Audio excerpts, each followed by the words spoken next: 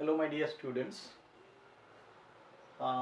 So today we are going to discuss the very last concept of this chapter. Probability is probability of an event. Okay, fine, no problem. Till now we have discussed too many concepts for the first of three practice sets, and now for the last, that is fourth practice set is there, and for that the core part of this chapter is nothing but the probability which we are going to discuss today. Now, what the probability is, we had seen in introductory section also, that is the possibility of happening an event. एखादा event होण्याची शक्यता किती आहे. समजा आपण एक random experiment घेतला. Random experiment आहे टॉसिंग अ कॉइन. एक कॉइन टॉस केलेला आहे. हा आपला रॅन्डम एक्सपेरिमेंट आहे. ठीक आहे. मग याच्या आतमध्ये यस काय मिळणार सांगा तुम्हाला. यस काय मिळेल, हेड किंवा टेल एवढाच मिळेल, बरोबर का. हेड किंवा टेल, बरोबर का. यस इज इक्वल टू एक तर हेड मिळेल किंवा टेल मिळेल, याच्या व्यतिरिक्त दुसरी कुठलीच केस पॉसिबल नसणार आहे. मग याच्यावरून मला नंबर ऑफ यस किती मिळेल बोला. Number of S is equal to 2 मिळेल. Okay fine, no problem.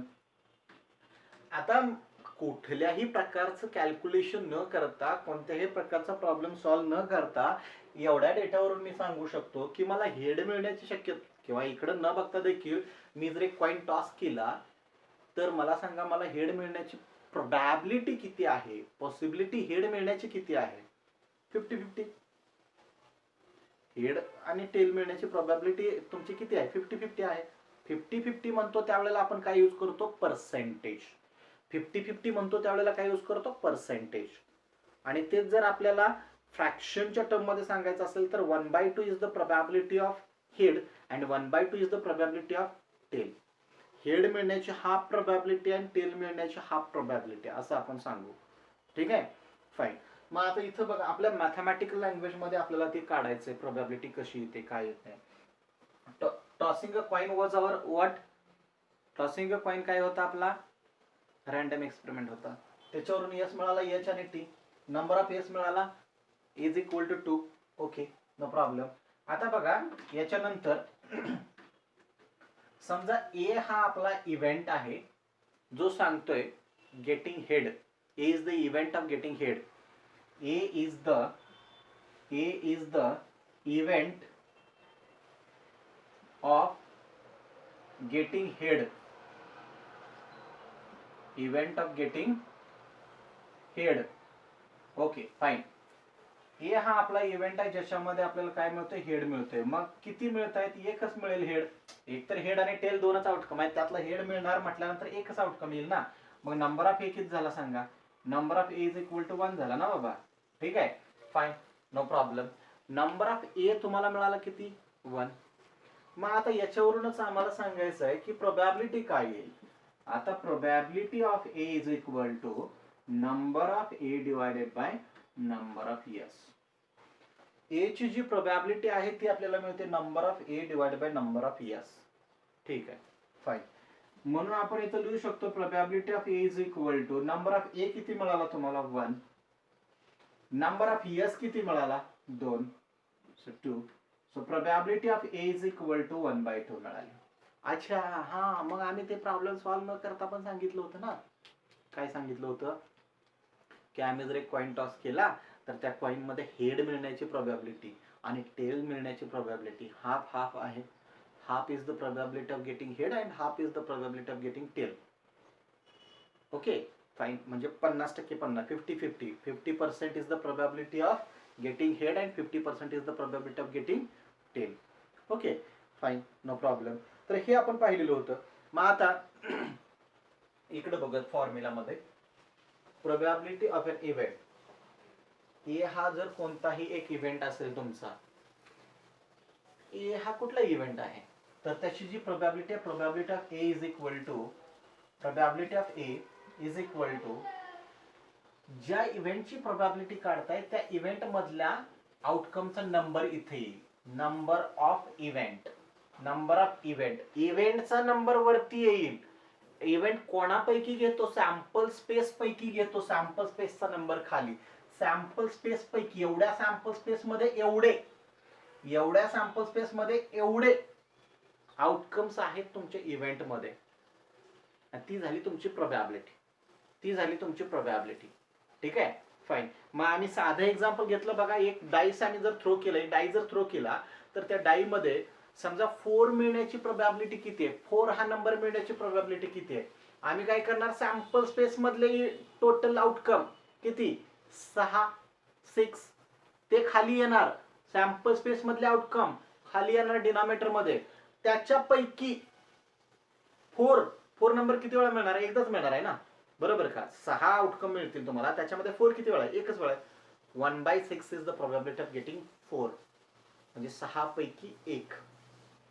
समजा त्याच ठिकाणी आम्ही जर असा प्रश्न फिरवला थोडासा की find the probability of getting a number which is an even number on the uppermost face of a dice. Even number. मग आता आपण सॅम्पल स्पेस मध्ये आपले किती आउटकम्स येत आहेत? 1 2 3 4 5 6 आउटकम्स येत आहेत. त्याच्यातले इवन किती आहेत? 3. म्हणजे आपल्या इव्हेंट मध्ये आलेले आउटकम्स किती झाले? 3. म्हणजे आपली प्रोबॅबिलिटी किती येईल? 3/6. 3/6 म्हणजे 1/2. ठीक आहे, म्हणजे इवन हाफ आहेत, ऑड हाफ आहेत, म्हणून आम्हाला इवन मिळण्याची प्रोबॅबिलिटी हाफ मिळते आणि ऑड मिळण्याची प्रोबॅबिलिटी हाफ मिळते. ठीक आहे, फाईन, नो प्रॉब्लेम. सो हा इथं probability of A is equal to number of A divided by number of S. Sample स्पेसच्या रिस्पेक्ट टू, सॅम्पल स्पेस नेहमी खाली येणार, त्याच्या रिस्पेक्ट टू किती आउटकम्स तुमचे इव्हेंट मध्ये आलेले आहेत, ती म्हणजे तुमची प्रोबॅबिलिटी झाली. Probability of A can be expressed in fraction or percentage. जसं आपण सांगितलं हेड आणि टेल मिळालं. हेड मिळण्याची प्रोबॅबिलिटी हाफ आहे, टेल मिळण्याची प्रोबॅबिलिटी हाफ आहे. त्यावेळेला आपण प्रोबॅबिलिटीला फ्रॅक्शन मध्ये सांगितलं. हाफ 1/2 1/2 फ्रॅक्शन मध्ये सांगितलं. त्याच रँडम एक्सपेरिमेंट मध्ये हेड मिळण्याची प्रोबॅबिलिटी 50% आहे आणि टेल मिळण्याची प्रोबॅबिलिटी 50% आहे. तर इथं आम्ही प्रोबॅबिलिटी पर्सेंटेज मध्ये सांगितली. ठीक आहे, 50% 50%. मग कुठलीही प्रोबॅबिलिटी, कोणत्याही इव्हेंटची जर प्रोबॅबिलिटी घेतली तर ती नेहमी 0 to 1 या फ्रॅक्शन मध्ये असते. फ्रॅक्शनचा जर विचार केला तर ती काय येईल? 0 to 1 अशा प्रकारे येईल. ठीक आहे, फ्रॅक्शन मध्ये 0 to 1 अशी असते. ठीक आहे, फाईन, नो प्रॉब्लेम. आणि जर आम्ही पर्सेंटेजचा विचार केला, ठीक आहे, पर्सेंटेजचा जर विचार केला तर ती प्रोबॅबिलिटी आम्हाला नेहमी कुठे मिळते? 0% to 100%. 0% to 100% दरम्यान कोणत्याही इव्हेंटची प्रोबॅबिलिटी नेहमी कशी असणार आहे? फ्रॅक्शन मध्ये घेतली तर 0 to 1, फ्रॅक्शन मध्ये घेतली तर 0 to 1, आणि तीच जर आम्ही पर्सेंटेज मध्ये घेतली तर 0% to 100%. 0% to 100%. Okay, fine, no problem. So that's the concept. याच्यामध्ये जास्त काही एक्सप्लेन करण्यासारखं नाहीये. सो फक्त हा जो फॉर्म्युला आहे तुमचा, probability of A is equal to number of A divided by number of S, अतिशय महत्वाचं. याच्यावरतीच आपण काय करणार आहे? प्रॉब्लेम सॉल्व्ह करणार आहे. ठीक आहे, फाईन. बघूयात मग आता बघा. चला प्रॅक्टिस सेट 5.4 कडे जाऊयात आपण. Practice set 5.4. त्याच्यामध्ये जे प्रॉब्लेम्स आहेत ते तुमचे कम्प्लिटली एकाच फॉर्म्युल्यावरती डिपेंडंट असतील आणि तो फॉर्म्युला तुम्हाला सांगितलेला आहे. Probability of A is equal to number of A divided by number of S. Probability of A is equal to number of A divided by number of S. So what is the formula? Probability of A is equal to number of A divided by number of yes. Finish. Only with the help of this single formula you are going to solve all the problems. Now question number, practice set number 5.4 and question number 1. Practice set 5.4. In that we'll take question number 1. What is the question number 1? What the question number 1 is? Now the question number 1 is like this. If two coins are tossed, find the probability of the following. Two coins are tossed. Two coins are tossed. Okay, fine, no problem. Two coins are tossed. Two coins are tossed. Now tell me the sample space when two coins are tossed. Sample space. Therefore, S is equal to, we can write here sample space when two coins are tossed. H, T, TH or TT. These are the sample space. Therefore, number of sample points is equal to 1, 2, 3, 4. 4. Fine. This is my equation number 1. Number of sample points is equal to 4. Number of sample points is equal to 4. No problem. Now see, what the question is, find the probability of getting at least one head. So the first question in that is, find the probability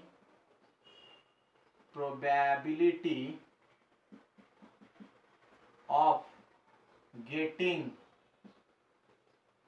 find the probability of getting at least one head.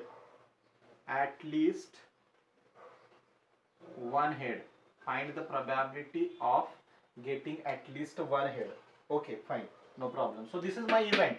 What is event? Find the probability.